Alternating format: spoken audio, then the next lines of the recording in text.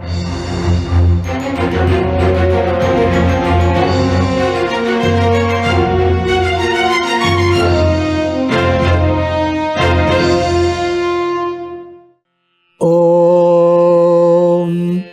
स्वामिनारायणः साक्षादक्षर पुरुषोत्तमः सर्वेभ्यः परमां शान्तिम् आनन्दं सुखमर्पयेत्। वसुदेवसुतं देवं कंसचाणूरमर्दनं देवकी परमानन्दं कृष्णं वन्दे जगद्गुरुम्। ॐ अक्षरमहं पुरुषोत्तमदासोऽस्मि। ओम। समाधिनिष्ठ स्थित प्रज्ञ का लक्षण सुनाते हुए भगवान श्री कृष्ण अर्जुन को कहते हैं, प्रजहाति यदा कामान सर्वान् पार्थ मनोगतान आत्मन्नेवात्मना तुष्टः स्थित प्रज्ञस्तदोच्यते। लौकिक कामनाओं का त्याग और आत्मा में विराजित परमात्मा से संतोष। संतोष एक विशिष्ट धन है। जब संतोष प्राप्त होता है, अपने आप आनंद की अनुभूति होती है। मनुष्य को जब प्रिय वस्तु की प्राप्ति होती है, तब संतोष होता है। इस श्लोक में भगवान श्री कृष्ण ने पहले कामनाओं को त्याग करने की बात की और फिर संतुष्ट रहने की बात की। इन दोनों बातों में संबंध है। असंतुष्ट व्यक्ति को ही कामना ज्यादा रहती है। जब हमें संतोष हो जाता है तो अपने आप कामना कम हो जाती है। पूर्ण संतोष हो जाता है तो कामना सदंतर विनष्ट हो जाती है। लौकिक वासना, अतृप्ति जिसको कहते हैं। तो दोनों में परस्पर संबंध है। जब तक हम असंतुष्ट हैं, तब तक लौकिक भोगों के लिए इच्छा होती ही रहेगी। और एक बार आत्मन्नेवात्मना तुष्टः, आत्मा में विराजित परब्रह्म पुरुषोत्तम नारायण परमात्मा, इसके आनंद की अनुभूति होगी तो परम संतोष हो जाएगा। अपने आप प्रजहाति यदा कामान सिद्ध हो जाएगा। कामना और असंतोष, संतोष और कामनाओं का नाश। श्रीमद् भगवद गीता हमें यहाँ अद्भुत बात सुनाती है। लौकिक मार्ग में देखिए, असंतोष तो दिखता है। दो तरह का असंतोष होता है। समझो कोई निर्धन व्यक्ति है, गरीब है, उसके जीवन में भी असंतोष होता है। लेकिन अमीरों में भी असंतोष होता है। इन दोनों असंतोष में भेद है। कोई निर्धन है, उसको तो आवश्यकता है धन की, इसलिए कामना करता है। इसलिए जितना धन है पर्याप्त नहीं, इसलिए असंतुष्ट है। यह असंतोष बाधाकर नहीं है। हाँ, जीवन के लिए आवश्यक धन तो चाहिए, जीवन के लिए आवश्यक व्यवस्थाएं चाहिए। उसके लिए यदि कामना होती है, वह असंतुष्ट नहीं, आवश्यकता है। लेकिन अमीर लोगों को भी, जिसको खाना पर्याप्त मिलता है, रहने के लिए अद्भुत घर है, बंगला है, समझो राजा के महल जैसा बंगला है, फिर भी तृप्ति नहीं होती है, वह असंतोष जो भगवद गीता यहाँ कहती है। ऐसे असंतुष्ट व्यक्तियों को कामना पीड़ित करती है। श्रीमद् भगवद गीता में 7वें अध्याय में अद्भुत बात आती है। वहां पर भगवान के 4 प्रकार के भक्तों की बात है। भगवान के भक्त 4 प्रकार के। आस्तिक और नास्तिक ऐसा भेद नहीं। आस्तिक ही है, भगवान को मानता ही है, लेकिन मानने वाले में 4 प्रकार हैं। भगवान श्री कृष्ण अर्जुन को समझाते हैं, चतुर्विधा भजन्ते माम जनाः सुकृतिनोर्जुना। हे अर्जुन, चतुर्विधा 4 प्रकार के भक्त मेरा भजन करते हैं, भजन्ते माम। कौन से 4 प्रकार उसमें सुनाते हैं? आर्तो जिज्ञासु अर्थार्थी ज्ञानी च भरतर्षभ। सबसे पहला भक्त है आर्त, दूसरा है जिज्ञासु, तीसरा है अर्थार्थी और चौथा है ज्ञानी। अद्भुत भक्त के ही प्रकार 4 कैटेगरी हैं। पहला है आर्त। आर्त से मतलब है जो दुखी है, जिसके जीवन में कुछ दुख है, समझो निर्धनता है, रोगी है, बहुत समय तक उपचार किया लेकिन रोग का नाश नहीं हो रहा है, तो भगवान के पास जाता है, प्रार्थना करता है। तो अपने रोगों को दूर करने के लिए प्रार्थना की, रोग से आर्त था, दुखी था, इसलिए भगवान के पास गया। इस प्रकार के भक्त आर्त होते हैं। अपनी पीड़ा को दूर करने के लिए जो भगवान का भजन करते हैं, भक्त ही है, लेकिन श्रीमद् भगवद गीता कहती है ऐसे भक्त को आर्त समझिए। दुख है इसलिए भगवान का भजन। कदाचित ऐसा हो भी सकता है कि जैसे ही दुख का नाश होगा, समझो तबीयत बिगड़ी है तो भगवान का भजन करते हैं, और जैसे ही तबीयत सुधर गई तो भगवान को भूल जाना संभव है। आर्त प्रकार का भक्त ठीक होते ही, दुख चले जाते ही भगवान को भूल जाता है। दूसरा जो प्रकार है अर्थार्थी, जिसकी यहां बात करनी है, ऐश्वर्यार्थी। अर्थार्थी का मतलब है उसको और ऐश्वर्य चाहिए। वो आर्त नहीं है, उसके जीवन में दुख नहीं है। बेचारे गरीब लोग हमारे यहाँ भिक्षुक होते हैं, रास्ते पर खाना मांगते हैं, तो ठीक है, ऐसे ये तो आर्त है। वो तो भगवान को प्रार्थना करते हैं कि भगवान आज हमें क्या खाना मिलेगा, कृपा करके आज हमें 3 टाइम खाना दीजिए। आर्त को प्रार्थना करनी पड़ती है। अर्थार्थी को यह प्रश्न नहीं, उसके लिए तो भोजन पकाने वाले और लोग होते हैं, मिष्टान्न खाते हैं, पकवान खाते हैं। हाँ, ये सब होने पर भी संतुष्टि नहीं।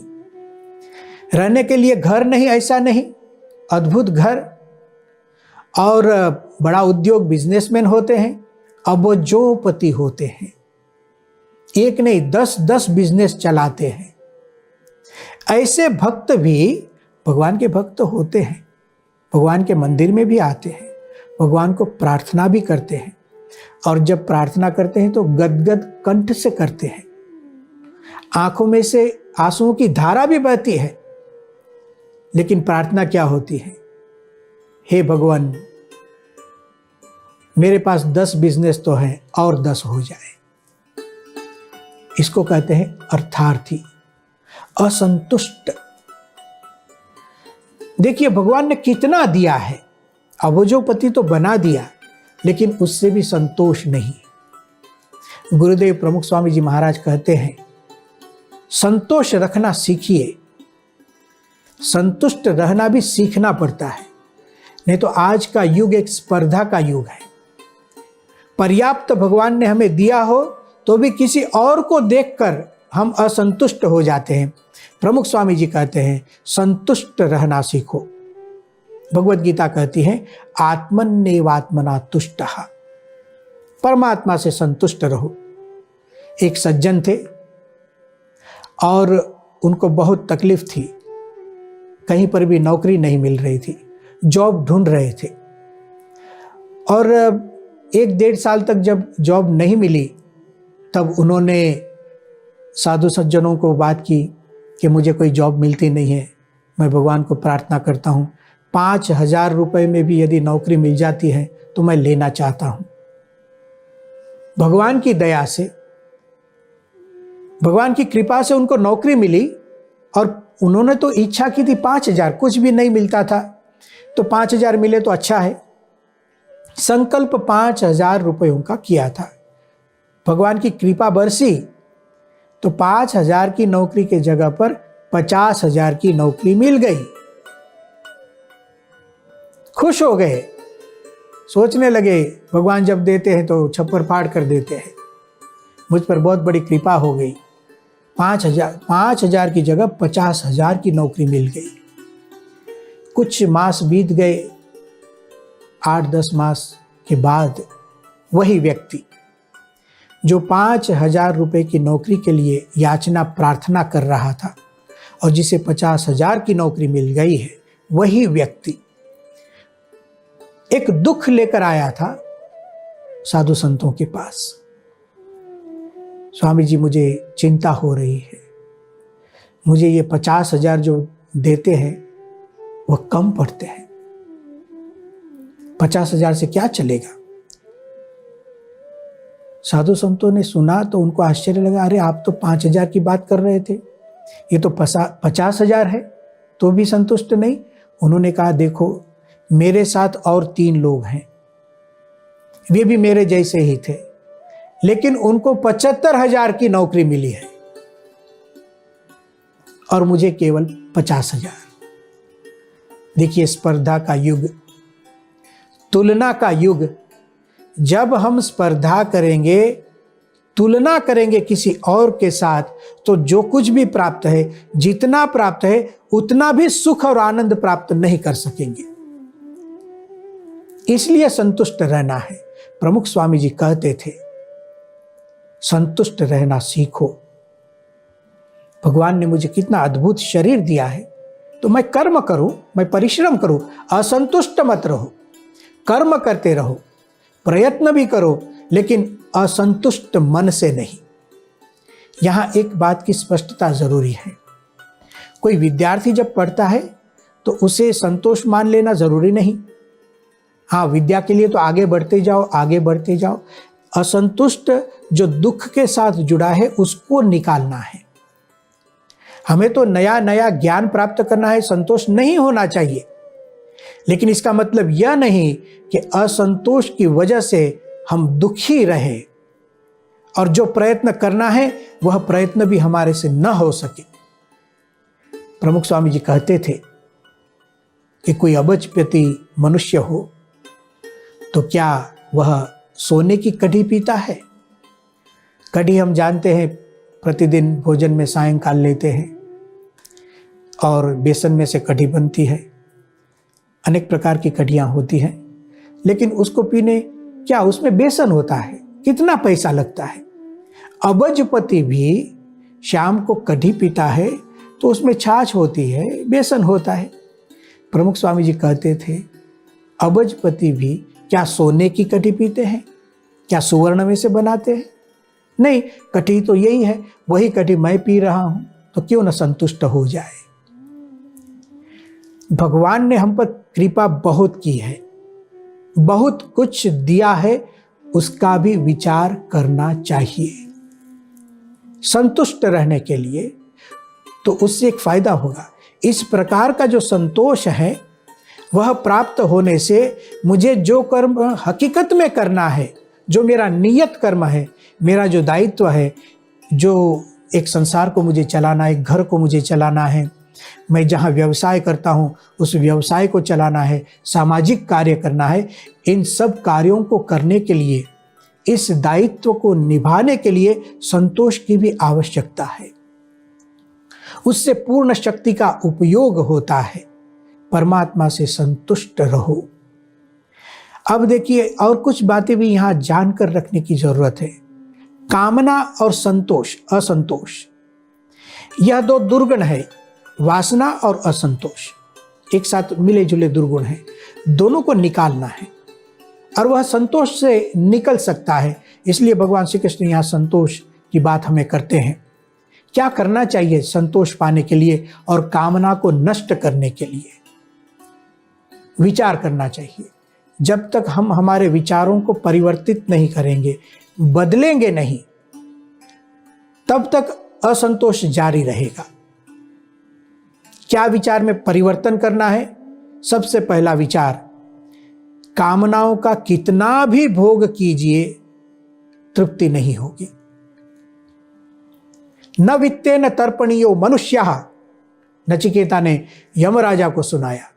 जब यमराजा ने कहा नचिकेता, मैं तुझे पर्याप्त धन देता हूं, सत्ता देता हूं, राज्य देता हूं, रथ और घोड़े देता हूं, प्रलोभन दे रहे थे। तब नचिकेता ने कहा, मैंने ऐसे सुना है, न वित्तेन तर्पणीयो मनुष्यः, मनुष्य कभी भी पैसों से तृप्त नहीं हुआ, भोगों से तृप्त नहीं हुआ। तवैव वाहाहा तव नृत्य गीते। इसलिए आप जो भी देना चाहते हैं आपका सब आपके पास रखिए, मुझे कुछ नहीं चाहिए, मुझे भगवान की बात कीजिए, भगवान के अक्षरधाम की बात कीजिए, मुझे आत्म तत्व की बात कीजिए जिससे मेरी मुक्ति हो। तो सबसे पहला विचार, कितना भी भोग भोगेंगे हम, तृप्ति तो होने ही वाली नहीं है, तो आप संतुष्ट हो जाइए। दूसरी बात जो श्रीमद् भगवद गीता में ही हमको समझाई है, सांख्य विचार, एषा ते विहिता सांख्ये। अर्जुन को भगवान श्री कृष्ण ने कहा था, मैंने तुझे सांख्य के बारे में सुनाया है, उसका भी विचार करो। क्या है श्रीमद् भगवद गीता का सांख्य? जगत नाशवंत है, जातस्य ही ध्रुवो मृत्युर्ध्रुवम जन्म मृतस्य च, तस्माद् अपरिहार्यर्थे न तुम शोचितुमर्हसि। प्रत्येक साधना में यह बात तो आएगी ही। नाशवंतता का विचार प्रतिदिन करो, जिसका जन्म उसकी मृत्यु निश्चित। तो आज जो भी पदार्थ मुझे मिले हैं सब नाशवंत है, एक दिन चले जाएंगे, मैं भी चले जाऊंगा।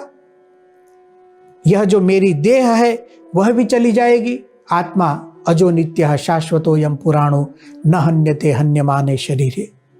जगत को नाशवंत समझो, आत्मा को अजर अमर समझो। अपने आप लौकिक भोग की कामनाएं कम होती जाएगी और यह ज्ञान एक बार आत्मसात होगा तो विनष्ट भी हो जाएगी। तो आत्मविचार कीजिए, जगत की नाशवंतता का विचार कीजिए, देह और आत्मा की भिन्नता का विचार कीजिए। जिस देह के लिए असंतोष है, जिस देह के लिए कामना है, अरे इस देह से तो मैं भिन्न हूं। वासांसि जीर्णानि यथा विहाय नवानि गृह्णाति नरो पराणि अन्यानि संयाति नवानि देहि। श्रीमद् भगवद गीता में भगवान श्री कृष्ण ने कहा, जैसे हम पुराने कपड़ों को छोड़ देते हैं और नए वस्त्रों को धारण करते हैं, इसी तरह इस पुराने देह को एक दिन छोड़ देना है।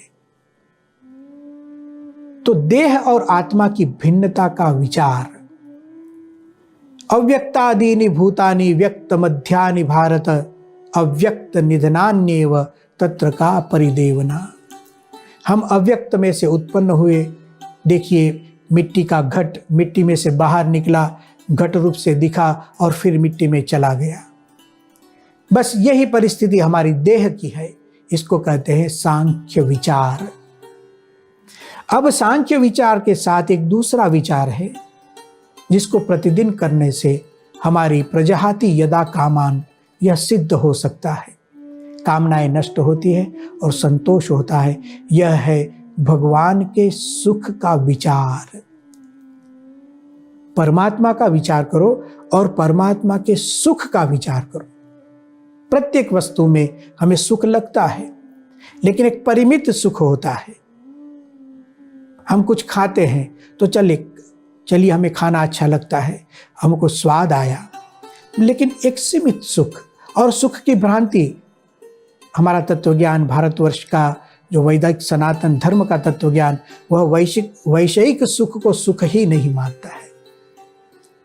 वह सुखाभास है, आनंद का आभास है, वह आनंद नहीं। फिर भी मान लीजिए कुछ समय के लिए हमें खाने में कुछ आनंद आया, लेकिन अनंत काल तक नहीं आएगा। उससे भी हम बोर हो जाएंगे। एक दिन जिसके लिए हम प्रयत्न कर रहे थे, वह मिलने पर वही चीज अच्छी नहीं लगेगी। लेकिन भगवान के सुख का विचार क्या है? अनंत है, अनंत है, उसकी कोई सीमा नहीं, असीमित है और स्थिर है, हमेशा रहेगा, नित्य है और असीमित आनंद है। इस आनंद का विचार कीजिए। इस मनुष्य शरीर से देवताओं का सुख अधिक है, ऐसी बात की थी। उससे भी अधिक सुख और देवताओं का है। बृहस्पति, प्रजापति और सर्वोपरि भगवान का सुख। वह भगवान जब मुझे मिल जाते हैं और उसका विचार मैं करता हूं तो भोग वासना कम होती जाती है। भगवान सर्वश्रेष्ठ है तो उसका सुख भी सर्वश्रेष्ठ है। जिस वस्तु की जितनी कक्षा उतना उसका सुख, ऐसा मान लीजिए। तो भगवान सर्वोपरि सर्वसमुत्कृष्ट है तो उनका सुख भी सर्वसमुत्कृष्ट। भगवान के सुख का विचार कीजिए। प्रमुख स्वामी जी और एक बात बताते थे, जब भी असंतोष हो और कामना ग्रस्त हो जाए तो जो हमसे दुखी है उसका विचार कीजिए। हमारे पास तो रहने के लिए बंगला है, गाड़ी है, एयर कंडीशन है, सब कुछ है, तो भी असंतोष। तो देखिए किसी के पास तो रहने के लिए घर भी नहीं, झोपड़ी में रहते हैं और संतुष्ट रहते हैं। एक भक्त ने हमें कहा था, वे भी धनवान थे। एक बार जब वह कार में बैठकर जा रहे थे, उन्होंने रास्ते पर देखा एक पति पत्नी, गरीब पति पत्नी एक वृक्ष के नीचे बैठकर प्रेम से अपना खाना खा रहे थे और इतना आनंद कर रहे थे और एक मजा ले रहे थे साथ में बैठकर खाना खाना। और खाना तो सामान्य डिब्बे में खा रहे थे, गरीब, उसका खाना भी क्या होता है, लेकिन आनंद सर्वोपरि था। इस दृश्य को जब धनवान ने देखा तब वह आश्चर्यचकित हो गया, विचार मग्न हो गया।